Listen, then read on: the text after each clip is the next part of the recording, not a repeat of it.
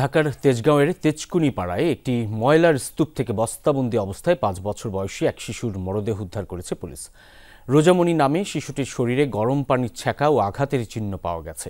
এ বিষয়ে জানবো সহকর্মী তাজনুর ইসলামের কাছ থেকে। যুক্ত হচ্ছেন তেজকুনি পাড়া থেকে। তাজনুর, কিভাবে মারা গেল কিছু ধারণা করা যাচ্ছে? পরিবারের খোঁজ পাওয়া গেছে কিনা, পরিবারের সাথে কথা হয়েছে কিনা, পুলিশ কি বলছে?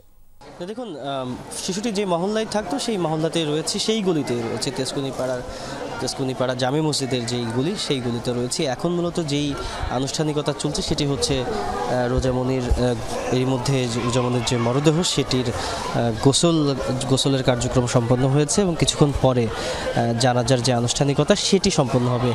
আমরা পরিবারের সঙ্গে কথা বলে যেমনটি জেনেছি যে রোজামণির মরদেহ আজিমপুর কবরস্থানে দাফন করার সিদ্ধান্ত নিয়েছে তার পরিবার। তবে যে বিষয়টি সবচেয়ে মর্মান্তিক, সবচেয়ে বেশি দুঃখজনক সেটি হচ্ছে রোজামণি মাত্র 5 বছর বয়স এবং এই শিশুকে যেভাবে নৃশংসভাবে হত্যা করা হয়েছে, তার যেই শরীরে যে সমস্ত আঘাতের চিহ্ন, বিশেষ করে গরম পানি দিয়ে এক ধরনের ফোসকা পড়ার মতো যেই চিহ্নগুলো রয়েছে, বিভিন্ন রকমের আঘাতের চিহ্ন রয়েছে পুরো শরীর জুড়ে, সে বিষয়টি আসলে খুবই ন্যাক্কারজনক এবং মহল্লায় যারা রয়েছেন, স্থানীয় বাসিন্দা যারা রয়েছেন, তারা এই নৃশংস হত্যাকাণ্ডের দৃষ্টান্তমূলক শাস্তি চান। তারা খুব দ্রুত সময়ের মধ্যে এই যে হত্যাকারী তাকে যেন খুঁজে বের করা হয় সেই দাবি তারা জানাচ্ছেন। আমরা পুলিশের সঙ্গে কথা বলেছি কিছুক্ষণ আগে।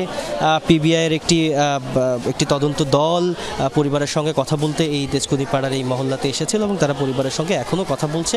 যে বিষয়টি পুলিশের তরফ থেকে বলা হচ্ছে, তারা সর্বোচ্চ গুরুত্ব দিয়ে এই ঘটনার তদন্ত কাজ চালিয়ে যাচ্ছেন। অনেক অনেক ধন্যবাদ সহকর্মী তাজনুর ইসলাম।